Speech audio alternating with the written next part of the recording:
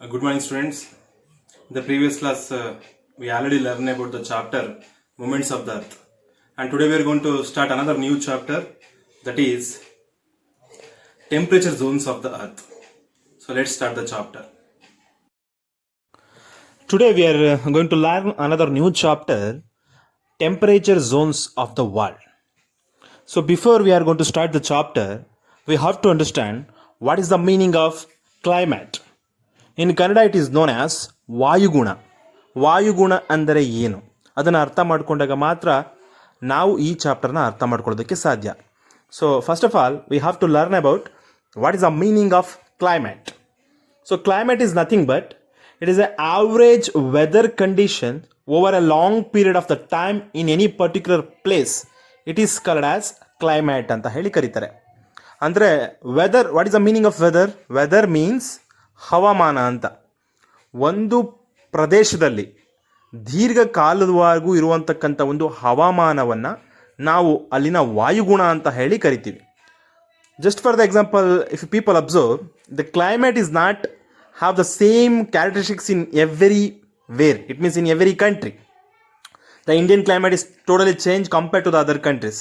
It is different from place to place, isn't it? So that's why we have to understand climate is nothing but it is a average weather conditions over a long period of the time.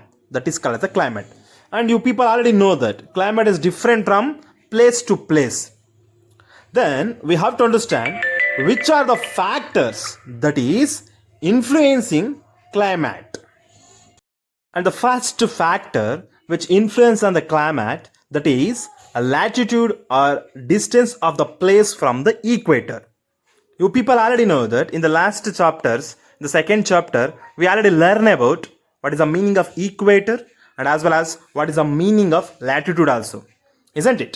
So equator, it is one of the longest latitude which divide the earth into the two parts as a northern hemisphere and southern hemisphere, isn't it?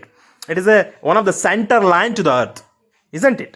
So here we have to understand this is also one of the factor which is influence on the climate. The place which is located to the near to the equator receives the direct rays of the sun, and then it has a more hot, and it is hotter than compared to the other places. Because of the reason, the North Pole and South Pole, the places get a very less rays. It means very less rays they are going to be get it from the sun. So that's why throughout the year, the North Pole and South Pole have the very a cold climate. But when it's come to the matter of the near places which is nearby the equator, that get a direct sunrays from the sun. So that's why throughout the year that is hotter. That is also one of the very important factor which is influence on the climate, that is a latitude or distance of this place from the equator. And second one we have to understand, that is altitude. Then what do you mean by altitude? What is the meaning of altitude? Altitude is nothing but it refers to the height of the place above the sea level. Altitude in Kannada we call it means ಎತ್ತರ, ಸಮುದ್ರ ಮಟ್ಟಕ್ಕಿಂತ ಎಷ್ಟು ಎತ್ತರವಾಗಿದೆ ಅಂತ. So altitude refers to the height of the place above the sea level. Just I want to give an example. As you already know that the higher you go, the cooler it becomes. So the places which are located at the higher altitudes are cooler than the places located at the lower altitudes. Just for the example, if people observe Darjeeling, it is actually 2045 meter above the sea level, and it is cooler than Kolkata, which is actually at the sea level. So this is we can understand altitude also one of the factor which is influence on the climate. Another very important factors, that is actually humidity and winds. These are the two important factors which is influence on the climate. So we have to understand what is this humidity and what is this winds. Humidity in Kannada ಇದನ್ನು ಆರ್ದ್ರತೆ ಅಂತ ಹೇಳಿ ಕರೀತಾರೆ, ಅದರ ಜೊತೆಗೆ ತೇವಾಂಶವಿರುವಿಕೆ ಅಂತ ಹೇಳಿ ಕರೀತಾರೆ. Humidity is the amount of the moisture of the water vapor present in the air, that is called as humidity. ಅಂದರೆ ಗಾಳಿಯಲ್ಲಿರುವಂತಕ್ಕಂಥ ನೀರಿನ ಅಂಶವನ್ನು ತೇವಾಂಶವನ್ನು ಆರ್ದ್ರತೆ ಅಂತ ಹೇಳಿ ಕರೀತಾರೆ. ಇದು ಕೂಡ ಒಂದು factor which is influence on the climate.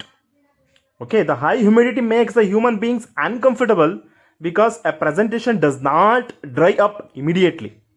So ಭಾಳ ಬೇಗ ಅಲ್ಲಿ, ಯಾಕೆಂದರೆ ಗಾಳಿನಲ್ಲೇ ನೀರಿನ ಅಂಶ ಜಾಸ್ತಿ ಇರೋದ್ರಿಂದ ಅಲ್ಲಿ ಯಾವುದೇ ಒಂದು ವಸ್ತುಗಳನ್ನು ಒಣಗಾಕ್ತೋದು ಅಂತ ಆದಾದರೂ ಕೂಡ ಅದು ಒಣಗೋದು ಭಾಳ ಕಡಿಮೆ, isn't it? ಇಮಿಡಿಯೇಟಾಗಿ ಅದು ಆಗೋದಿಲ್ಲ. So that is also one of the factor we can observe that in climate.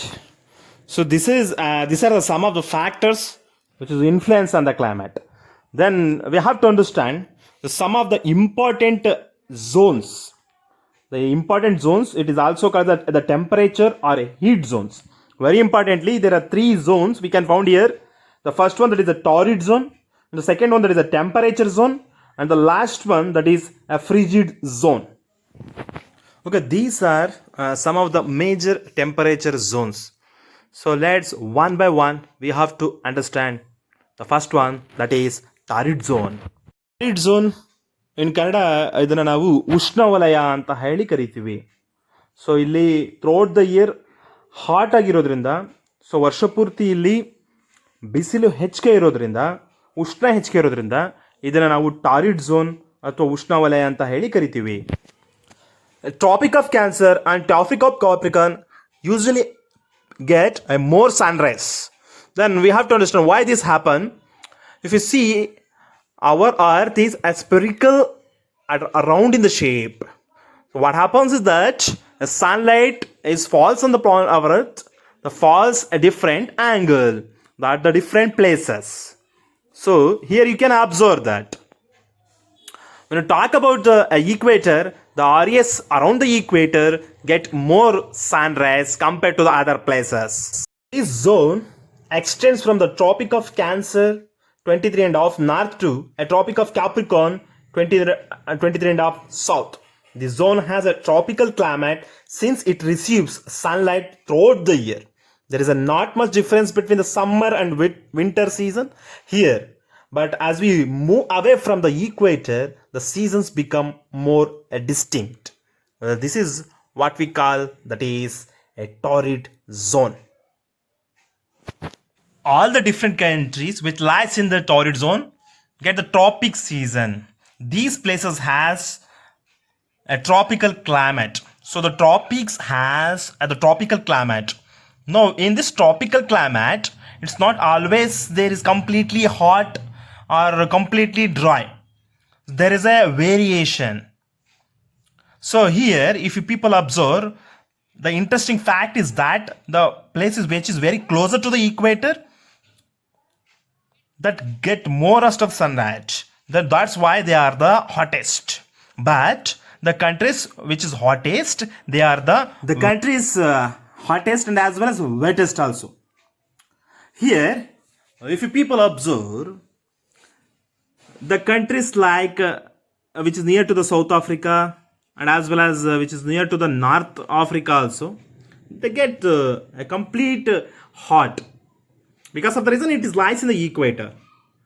So this is the how difference we can found in this tropical zone. So here also, if you people observe, not only in the heat, even if you people observe, it is actually different type of the rainfall also we can observe that. So apart from the torrid zone, a very important another zone, that is the temperature zone. The temperature zone is divided into the two depending on its location.